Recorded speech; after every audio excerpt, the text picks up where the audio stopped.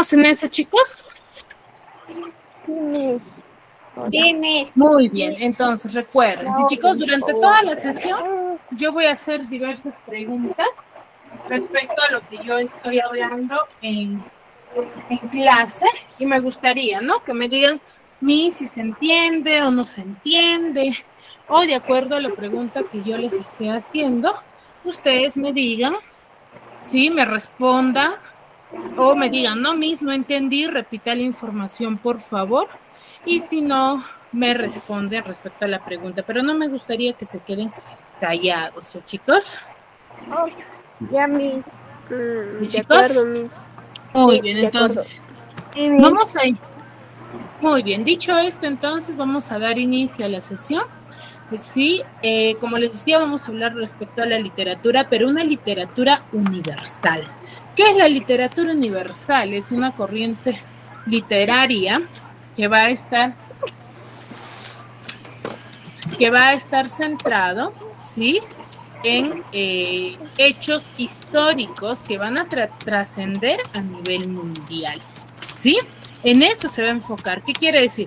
Que a través del tiempo nosotros vamos a desarrollar diferentes corrientes literarias en las que van a ir apareciendo con aspectos históricos relevantes al mundo universal, ¿no? Que va a trascender a través del tiempo. No solamente se va a estudiar en Alemania o en Argentina, en Europa, sino lo van a estudiar a nivel mundial, porque va a marcar un hecho histórico. A ver, Reinaldo y Elvio, ¿podrían apagar el micro, por favor? Ok. ¿Sí? ¿Bien? Apagamos el micro, por favor. Muchas gracias, Reinaldo. Ya la apagué. Ya, muchas gracias. Muy bien. Si no, hay ese pequeño ruido que va a interferir la sesión. ¿Bien? Muy bien. Entonces, como les decía, ¿no? Una literatura universal va a trascender al nivel mundial, en el que vamos a tratar sobre cómo apareció, cómo se inició la literatura, en el que a raíz de este inicio van a ir manifestándose diferentes escritores históricos que van a trascender a nivel mundial y que muchos de los autores, por ejemplo, en la actualidad, lo siguen tomando como ejemplo a aquellas características o antecedentes que se han ido marcando, ¿no? Ellos ya lo toman como ejemplo, se podría decir, en el cual van a ir mejorando, ¿no? Gilisabeth, ¿levantaste la mano?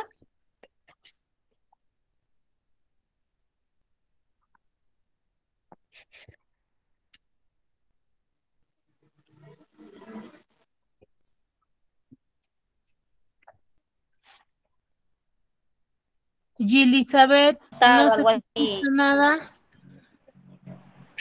Sí, solo que sí intercortado, Miss. A ver, ¿todos me escuchan entrecortado o solamente Gilisabeth? No, Miss, yo la escucho normal ya. Yo también la escucho normal, Miss. Normal. La escucho bien, Miss. La escucho perfectamente. Escucha normal. Muy bien. Escucho normal, Miss. A ver, Gilisabeth, ¿serías? Miss, lamentablemente, sí se escucha entrecortado. Eso no se Ahora está sí, Miss, se disfrutando escucha mucho entrecortado. de la clase. A ver, qué extraño. Miss, sí les escucha bien, A ver, sino sí, que se les sería escucha recomendable entrecortado mejor en todo caso cuando activo la cámara. No, se le escucha entrecortado cuando las otras personas comienzan a prender su micrófono. Después se le escucha bien para mí, profesora. Ay, ya. Entonces, sí, veo varios que están con la cámara prendida. Sería, por favor, apaguen las cámaras. Sí, solamente como les decía hace un momento, vamos a participar levantando la manito para yo darles la autorización si es que es necesario. Y chicos, si es que tienen dudas o consultas, levantan la manito y yo les doy la autorización, así como a Elizabeth, para que me manifieste su duda. Y chicos, si no, hay que mantener el micro apagado, ¿ya, chicos? Para que no haya esta pequeña interferencia. Quizás debe ser por la red que es deficiente en alguno de sus compañeros, ¿sí? Sí, Naomi, pero ya estás dentro del de la clase. ¿Qué código que eras?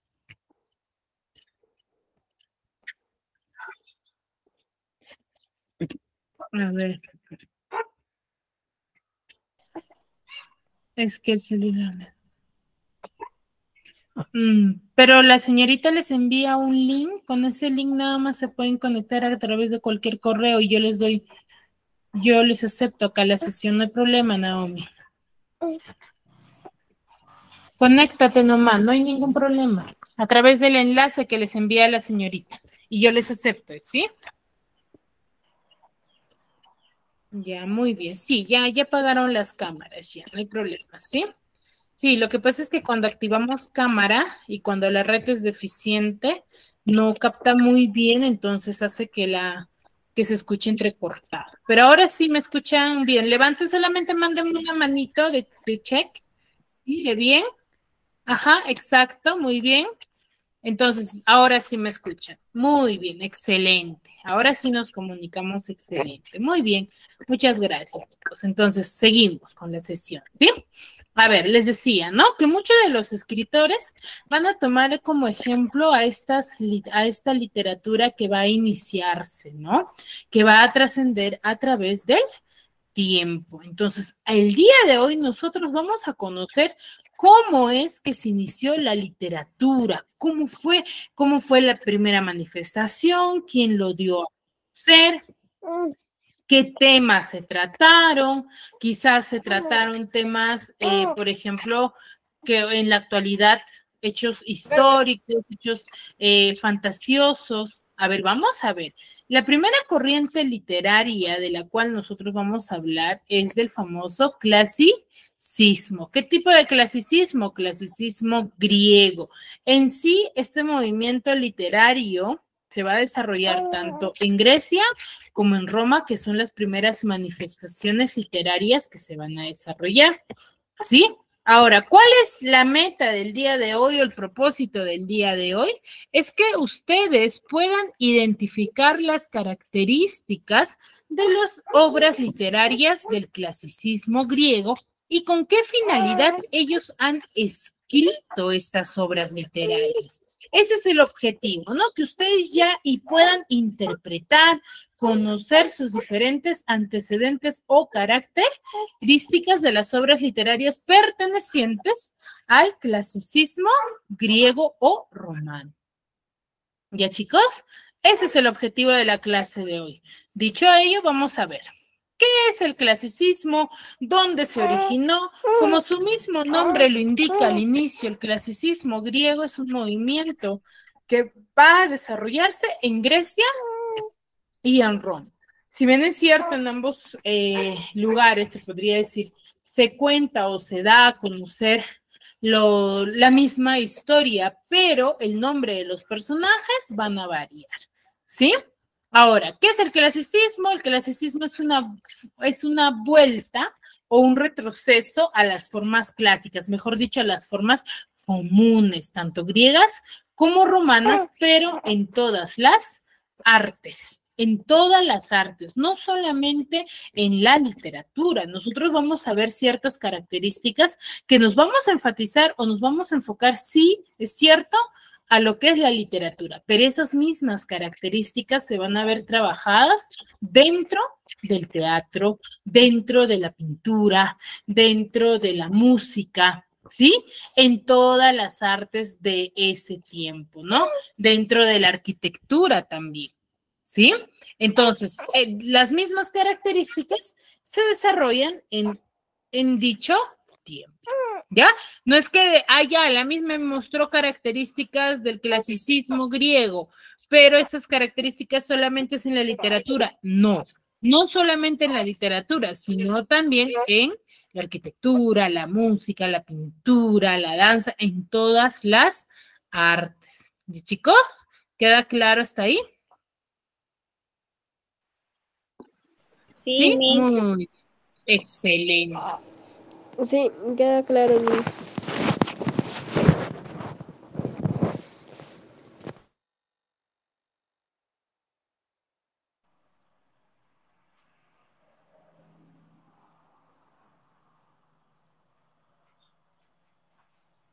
Muy bien. Entonces, al clasicismo griego se le va a considerar como el primer movimiento de la literatura universal, ¿ya? En el cual se significa perfección artística, en el cual van a comprender diferentes obras literarias que van a ser creadas a la sujeción de los cánones de la belleza y del arte. Entonces, ustedes dirán, Miss, ¿qué quiere decir que va a estar sujeta a los cánones de la belleza y del arte? Es que los clásicos, o mejor dicho, los griegos, tanto como los romanos, van a buscar perfección. ¿Sí? Y eso se va a mostrar dentro de sus escritos, ¿ya? Dentro de sus escritos. Para ellos, el ser humano o los que pertenecían a esta época, para ellos se podría decir perfectos, ¿no? Tenían que tener esa belleza, esa perfección en cuanto a la belleza. ¿Ya, chicos? Ahora, ¿qué características tiene el clasicismo? Una de las características fundamentales o primordiales va a ser que va a ser original. ¿Por qué creen que será original, chicos? ¿Por qué creen que los clásicos consideran que los escritos de esta época son originales? A ver, Marisu Becerra, ¿qué consideras? ¿Qué idea viene a tu mente cuando decimos que una de las características del clasicismo es que es original?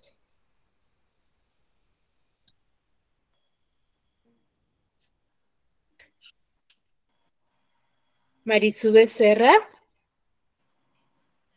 Sí, solo que como mi internet comenzó a fallar reciencito, no la escuchaba tan bien.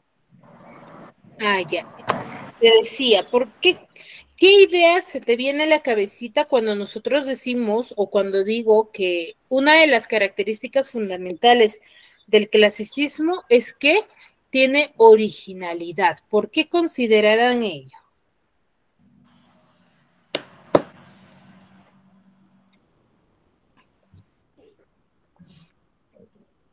Dime la idea que se te viene a la cabeza, nada más.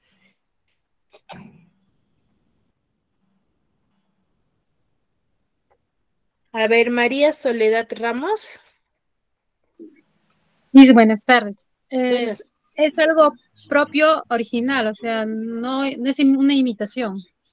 Exacto, muy bien, excelente, María. Sí, cuando nosotros hablamos o decimos que una de las características fundamentales del clasicismo es que tiene originalidad, es porque, si bien es cierto, al inicio les decía, ve que el clasicismo es el primer movimiento literario. Entonces, ¿qué quiere decir primer movimiento? No había antecedentes. Por eso es que se considera que es original.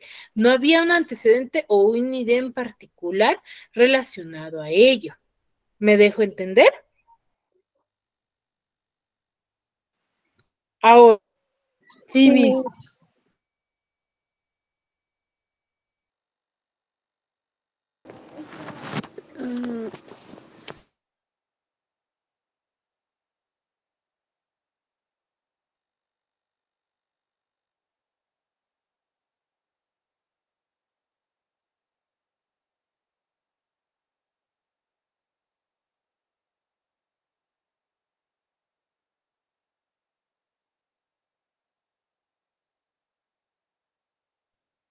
Hola, no se escucha. Miss, no se le escucha absolutamente nada. Recién la escucho, Miss, no le escuchaba nada. pues, ¿desde qué parte no me han escuchado, chicos? Estaba apagado el micro. A ver, ¿me escucharon la parte de la originalidad? Sí, ¿verdad? No, Sí, Sí. hasta ahí sí, hasta ahí de la parte de Ah, originalidad, sí. Ay, ya les decía que es cierto lo que dijo su Por favor, compañero, apaguen ¿no? sus cámaras y sus micrófonos. Creo que esto no nos está ayudando a disfrutar la clase, por favor. A ver, chicos, hemos dado normas básicas al inicio de la sesión, por favor, para que no haya esta interferencia, ¿ya? Apaguemos cámaras y micros cuando no es necesaria. Sí, chicos, por favor, para poder no tener interferencia durante la sesión.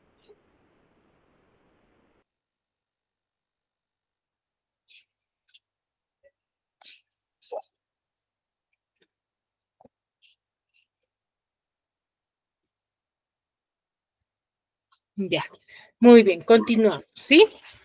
A ver, les decía, seguimos cierta armonía o la escritura del clasicismo va a tener cierta armonía en cuanto a la construcción de sus ideas, de los temas que van a desarrollar, van a tener una normatividad en qué quiere decir que van a respetar la normatividad de la época, ¿no? Ya se establecía o ya se tenía en cuenta qué es lo que deberían de considerar los escritores de dicha época. Entonces, ellos se regían en cuanto a esa normatividad. Sí, didactismo en cuanto al desarrollo de las historias, de las ideas. El fatalismo es una característica muy importante dentro del clasicismo, o mejor dicho, que va a ser una de las características muy que va a caracterizar, o mejor dicho, que va a ser reconocible por el clasicismo. ¿Por qué? Porque los clásicos o los escritos clásicos se van a desarrollar en base al fatalismo. El fatalismo se presenta en el final de cada historia. ¿Qué quiere decir ello? Que los finales dentro de cada historia no van a ser unos vivieron felices para siempre, sino van a estar basados en fatales sucesos, ¿ya? Fatales sucesos que van a ir desarrollando diferentes guerras, diferentes hechos que van a formar parte de la época en el cual va a estar sujeto a diversas acciones un poco más sangrientas, ¿no? Aquí va a haber las guerras, por ejemplo, no son aquellas que terminan con unos con aspectos de paz, sino que sus finales están regidas en cuanto a cómo, por ejemplo, mataban o asesinaban a los que eran los contrincantes de los griegos. Entonces, por eso es que es una característica muy importante que va a definir al clasicismo, ¿ya? Aquí también nos dice que va a tener una inspiración en su mitología. ¿Qué quiere decir ello? Que ellos van a tener dioses. Por ejemplo, nosotros en la actualidad tenemos diferentes dioses. Entonces, los escritores de esta época van a ir plasmando los diferentes entes o los diferentes temas y dioses que van a pertenecer a la época, ¿no? Que van a formar parte de las divinidades de los griegos y de los romanos, ¿no? Ellos tienen esa inspiración. Las historias o los aspectos históricos van a regir en torno a sus dioses, ¿no? O todo accionar ellos tenían dioses, dios del aire, dios del mar. Entonces, ellos se regían por sus divinidades. Por eso es que su literatura tiene un poco de antropocentrismo y en esteticismo. El centro también era el hombre, pues, ¿no? El hombre, y buscaban esa perfección del hombre, ¿no? Pero también va a estar sujeta a su mitología, ¿ya? Hasta ahí, ¿todo claro?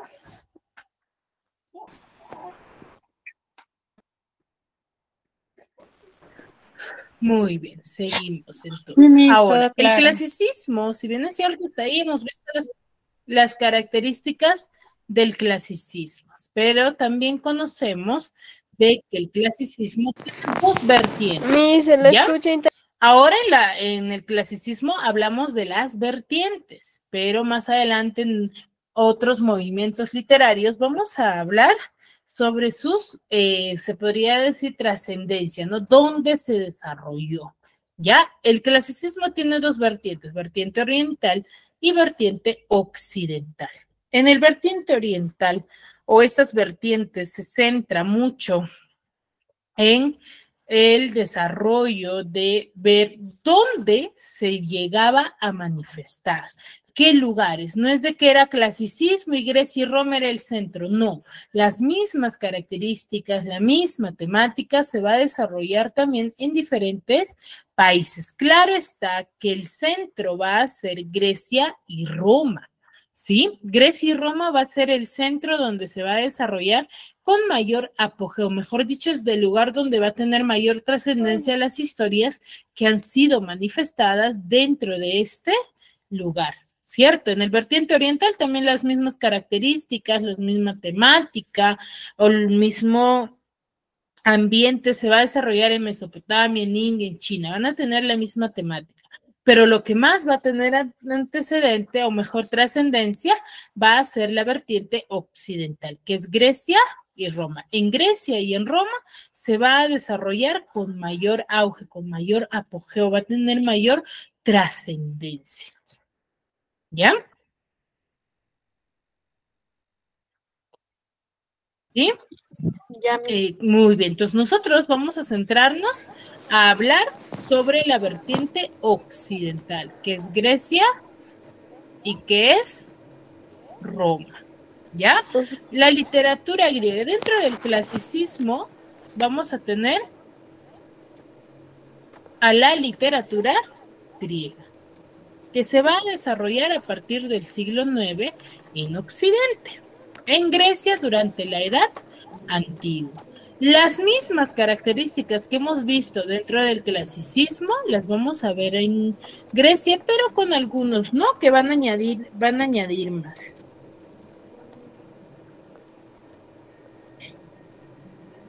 Por ejemplo, una de las características de la literatura griega es que es racionalista. ¿Por qué decimos que es racionalista? Porque los griegos van a usar la razón, la lógica.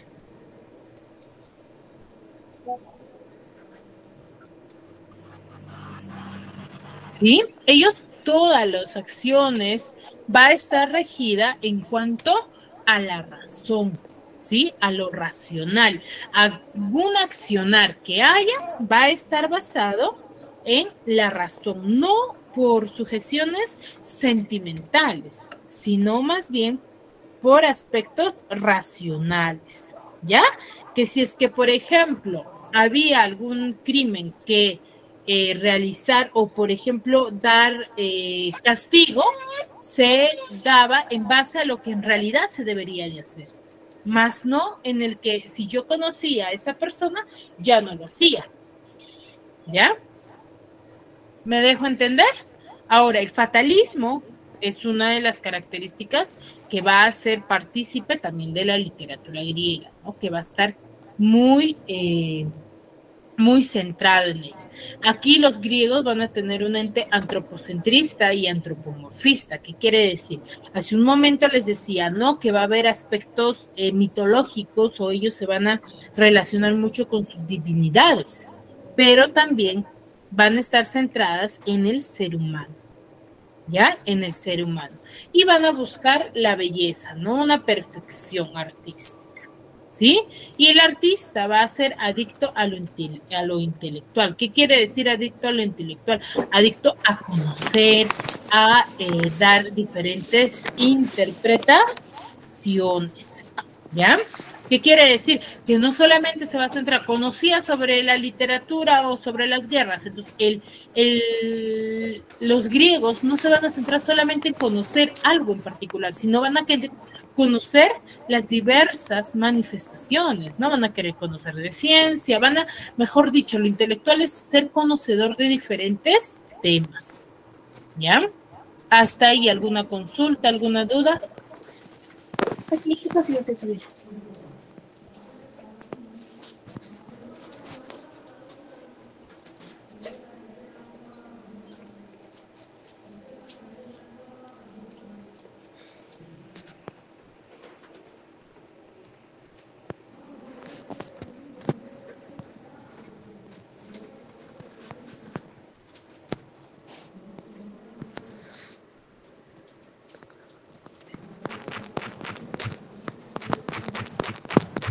Bien, no se le escucha nada.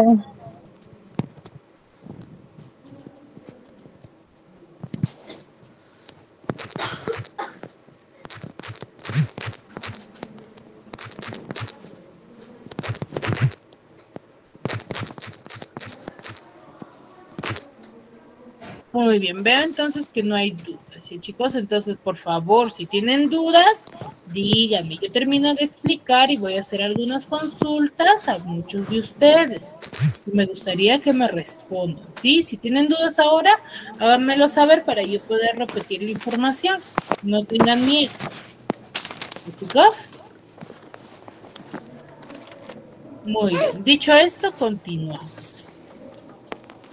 Entonces, dentro de ello, esas son las características de la literatura griega. ¿Qué es lo que se agregó? Se agregó que son racionalistas, que tienen un cierto antropomorfismo y antropocentrismo. ¿Qué quiere decir ello? Que se centra en el ser humano y en sus divinidades.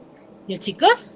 Eso quiero que quede claro. Ahora, dentro de la literatura griega va a tener 3 etapas. La etapa del jónico o arcaico, la etapa ático clásico y la etapa alejandrino y helenístico.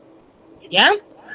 Estas 3 etapas van a regirse en cuanto a su avance. ¿Ya?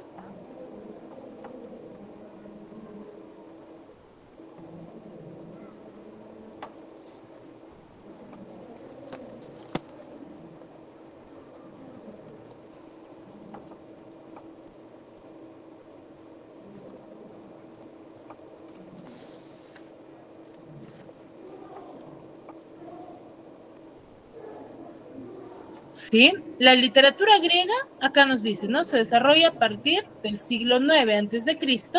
y tiene 3 periodos o 3 etapas. La etapa jónico o arcaico, etapa ático clásico y la etapa alejandrino y helenístico.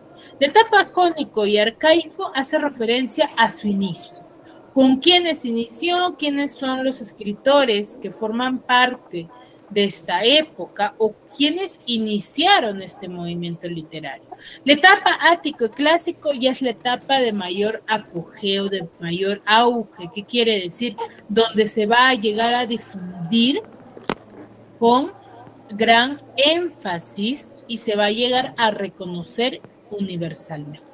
Y la etapa alejandrino y helenístico es la etapa de decadencia, donde ya se va a dejar de hablar de este movimiento literario, ¿ya? Ahí se va a dejar de hablar, y en la etapa alejandrino o helenístico, ¿sí? Dentro de los aspectos históricos decimos o se manifiesta que la etapa jónico o arcaico es la época de los aedos y de los rapsodas. Ahí, mejor dicho, eran ellos quienes lo dirigían, ¿sí? ¿Quiénes son los aedos y los rapsodas? Son aquellos hombres que iban de pueblo en pueblo contando las diferentes hazañas de los guerreros de esa época. Y esas manifestaciones era considerada literatura ya en esa época. ¿Pero de qué era? ¿De qué manera era difundida? De manera oral. La literatura de esta época era eminentemente oral, ¿ya? ¿Por qué? No había escritura, no había máquinas que podrían ayudar a la difusión de manera escrita. Entonces, simplemente lo iban difundiendo de manera oral, ¿no? ¿Por quiénes era difundido? Por los aedos y por los rapsodas, ¿ya? Ahora, aquí, en su inicio, va a aparecer 2 géneros, el género épico y el género lírico. El género épico lo va a desarrollar Homero y Hesíodo, que es el género en nuestra actualidad se le consideraría como el género narrativo, y el género lírico va a ser considerado como la poesía por Safo y Píndaro, ¿no? Son 2 géneros literarios con el cual se inicia la literatura griega. En la época ática o clásica es la época de mayor apogeo, que va a coincidir con el siglo de Pericles, ¿no? Y va a aparecer un nuevo género como el género dramático con Sófocles y Aristófanes. ¿sí? Y ya en la época de decadencia, donde ya se va a dejar de difundir, es con Menandro y Teócrito. ¿Ya? ¿Qué quiere decir época de decadencia? Ya no se va a practicar con estas mismas características. No es de que la literatura deja de existir, sino de que ya no se va a difundir con las mismas características del clasicismo. Van a ir mejorando y van a ir cambiando. ¿Sí? Entonces, ¿cuántos periodos tiene la literatura griega? A ver, Ninfa, ¿levantaste la mano? A ver, chicos, dije que levantemos la mano, por favor. A ver, Gilisabeth, ¿levantaste la mano? Sí, 2, Miss. A ver. Justo ahorita estoy terminando de hablar. A ver, Naydelin. 3. 3 etapas, chicos, 3 periodos. Acá les sigo compartiendo. 3 periodos. ¿Cuáles son esos periodos? El periodo jónico arcaico, el periodo ático clásico y el periodo alejandrino y helenístico. ¿Qué es la etapa jónico y arcaico? Es la etapa de origen, la iniciación de la literatura griega. Ático clásico es la etapa de mayor apogeo, donde se va a llegar a difundir con mayor interés, o mejor dicho, lo van a ir conociendo muchos más lugares, ¿ya? Y la etapa de decadencia es donde ya se va a dejar de manifestar con la misma temática, ¿ya? Ahora, uno de los grandes representantes de la etapa clásica es Homero. Si bien es cierto, la literatura de la literatura griega es una literatura o eminentemente oral, es por ello que se va a decir que es muy poco lo que se conoce de los escritores de esta época o de los autores de los libros que aparecen dentro de esta época. ¿Por qué? Porque no había antecedentes, no había quien conocía. Se llega a conocer algunos aspectos biográficos de los diferentes escritores por diferentes manifestaciones de la gente de esa época o algún escrito similar que se haya dejado más adelante. A Homero, por ejemplo, era un rapsoda, ¿sí? Cantaba poemas, ¿sí? Es por ello que se le considera como el autor de 2 grandes epopeyas, ¿sí? A él se le considera como el hombre ciego porque se dice que él pierde la vista, ¿sí? En Colofón, ¿sí? Entonces, en esa época, a los que no tenían visión se les denominaba Homero, ¿sí? Encima lo denominan de esa manera, ¿no? Y ya él en una época se va a la casa de su amigo mentor, ¿sí? Por una buena temporada, donde va a nacer la idea de la Odisea. Él escribe en la casa de su amigo mentor, ¿sí? La obra La Odisea, ¿sí? Y Creteis era la madre de Homero. Él, así como la Odisea, va a tener otras obras muy importantes, como es la Ilíada, los himnos homéricos y la Fósida. Pero el día de hoy vamos a hablar de 2 grandes epopeyas, que son la Ilíada y la Odisea. ¿Sí? La Ilíada y la Odisea son 2 grandes epopeyas que han trascendido a nivel mundial y que hasta la actualidad se siguen estudiando y se siguen conociendo más antecedentes, más sobre la temática de estas 2 grandes obras literarias. Se han sacado películas en diferentes versiones, en diferentes idiomas, porque marca un poco de la historia griega. Narra la diferente guerra, ¿sí? A ver, Jeremy, apagamos el micro, por favor, gracias. Sí, va a narrar los aspectos históricos, sí, referentes a la guerra de los griegos con los troyanos, ¿ya? Y eso es por parte de la Ilíada. En la Odisea se va a narrar sobre el regreso de uno de los grandes guerreros que pertenecía a los griegos, ¿no? ¿Y qué obstáculos tuvo que pasar para poder llegar a casa? ¿Ya? Ahora, la Odisea tiene diferentes antecedentes, ¿ya? Uno de los antecedentes que Ulises o Aquiles va a plantear la estrategia del caballo de Troya, que es lo que se narra en la Ilíada, ¿no? Gracias a esto, a esta idea, sí, la guerra va a terminar y los griegos van a ganar la guerra, ¿no? Y todos los guerreros los griegos van a querer regresar a casa. Pero el regreso a casa no va a ser algo que vaya a ser rápido, sino van a tener que afrontar varios obstáculos para poder, ¿sí?, llegar a casa.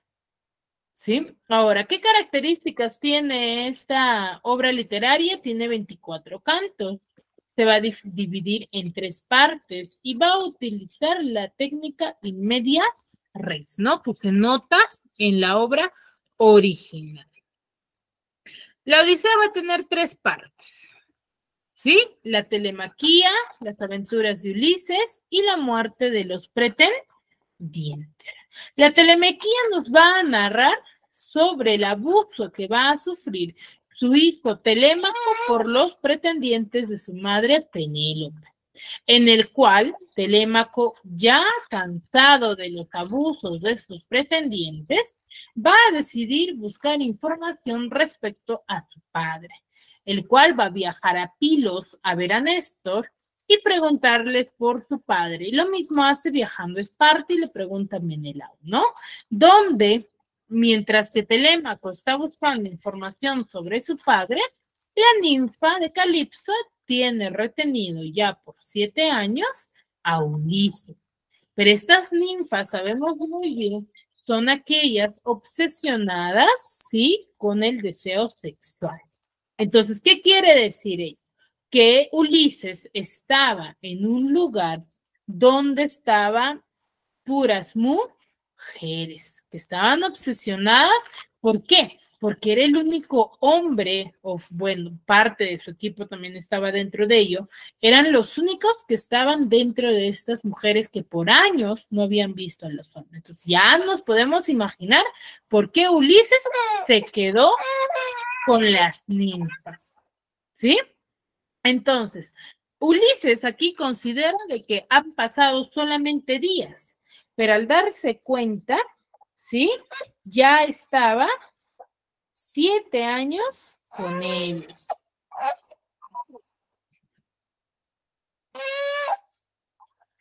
Sí, ya estaba 7 años con las ninfas. Entonces Zeus, que es un dios del mar, va a decidir liberar a Odiseo o a Ulises. Al ver la humillación que está sufriendo su hijo Telémaco, ¿sí?, por los pretendientes de su madre. Entonces, él sale de las ninfas. Es donde se narra ahí la segunda parte, ¿no? Donde son las aventuras de Ulises. Las aventuras de Ulises se va a narrar los diferentes obstáculos que a raíz de la salida de las ninfas va a sufrir Ulises para poder llegar a casa. Cada obstáculo va a ser, ¿sí?, retenerlo a él para poder llegar a casa, ¿sí? Y finalmente la muerte de los pretendientes. Al pasar por los diferentes obstáculos que va a haber en el camino de Ulises de regreso a casa, él finalmente va a llegar, ¿sí?, a casa. Pero él se da con la sorpresa de que los pretendientes han tomado su casa y su hijo con su esposo están sufriendo ciertas humillaciones. Entonces, él se presenta convertido en mendigo, sí, que le había convertido la diosa Atenea. Se encuentra con Eumeo y Telémaco. Eumeo era uno de los, se podría decir, quién es uno de los servidores fieles de Aquiles. Entonces se encuentra con él y con él, tanto con Eumeo, con Telémaco, planifican la muerte de los pretendientes, ¿sí? La muerte de los pretendientes. Entonces, ¿qué quiere decir ello?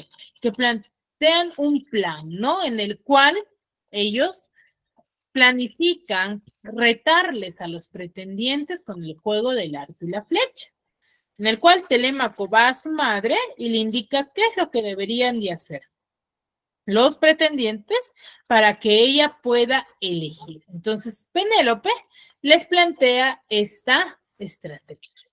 Entonces, al plantearles, les considera y les dice, ¿no? De que aquel que logre pasar con la flecha por los agujeros de las hachas puestas en el piso, se quedaría con ella. Entonces, los pretendientes agarran y consideran y dicen que sí lo van a lograr hacer, ¿sí? Pero ninguno pudo. Entonces, este anciano, ¿sí? Que era Aquiles, manifiesta y dice, yo lo hago. Entonces, todos los pretendientes se empiezan a burlar porque consideran que este anciano no lo podría lograr.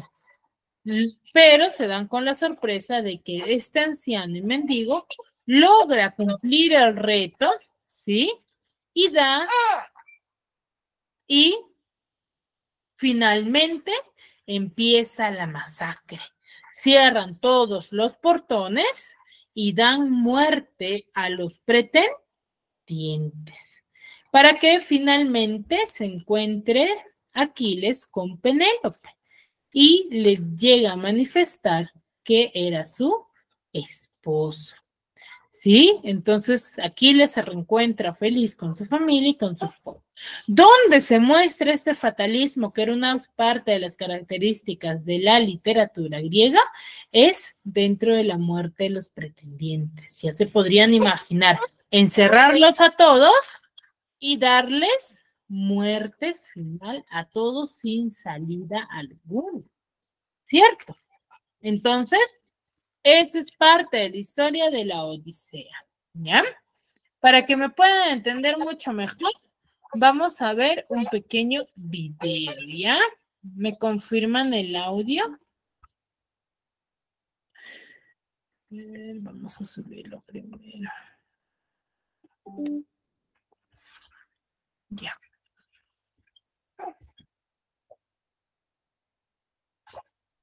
Hola y bienvenidos a otro video más de literatura animada.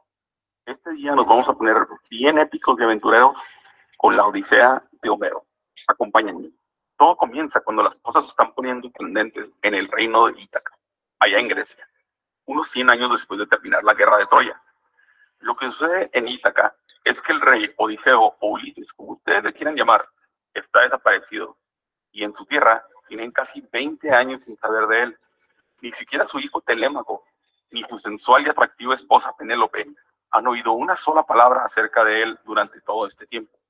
Y como todo el mundo piensa que está muerto y que nunca va a regresar, unos 108 hombres de la ciudad, sí, escucharon bien, 108 hombres se ponen a cortejarla, ya que si alguno de ellos logra conquistar a Penélope y se llegan a casar con ella, uno de ellos se convertirá en rey.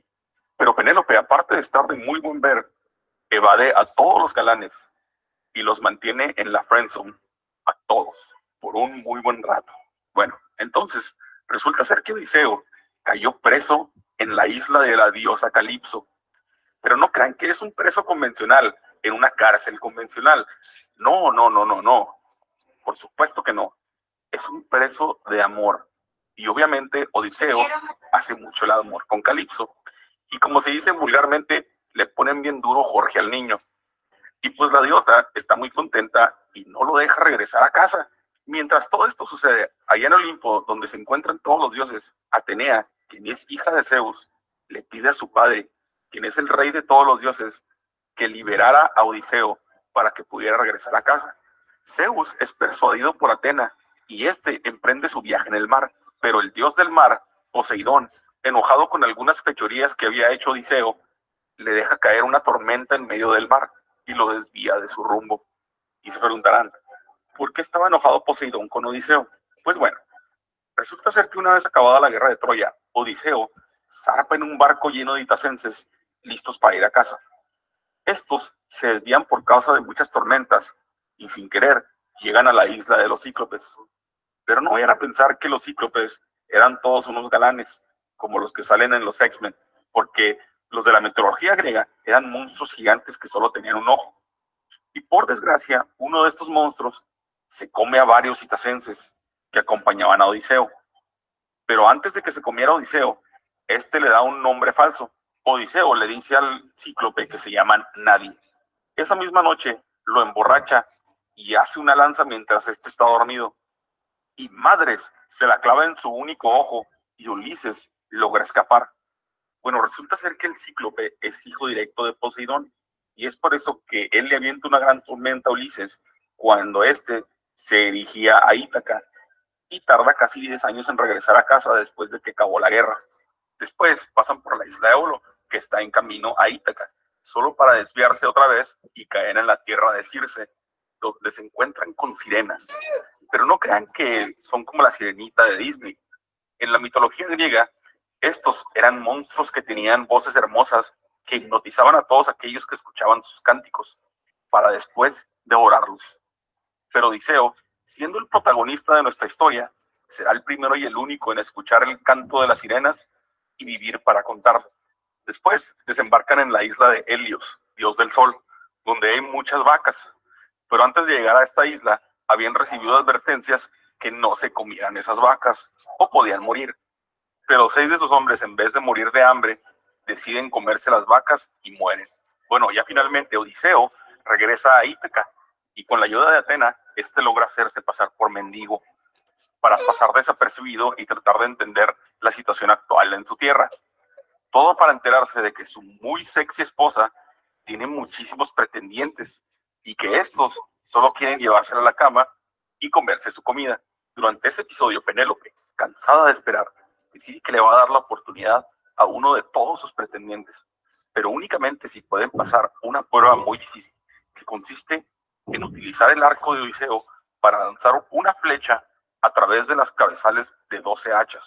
Después de que Odiseo gana la competencia como todo un campeón, este revela su verdadera identidad a todos los presentes.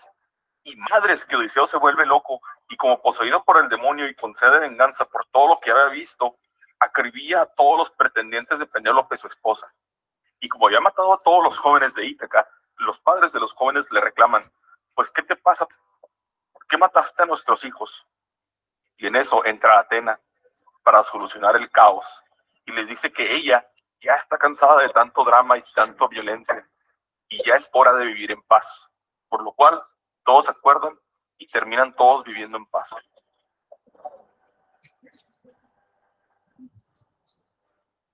No.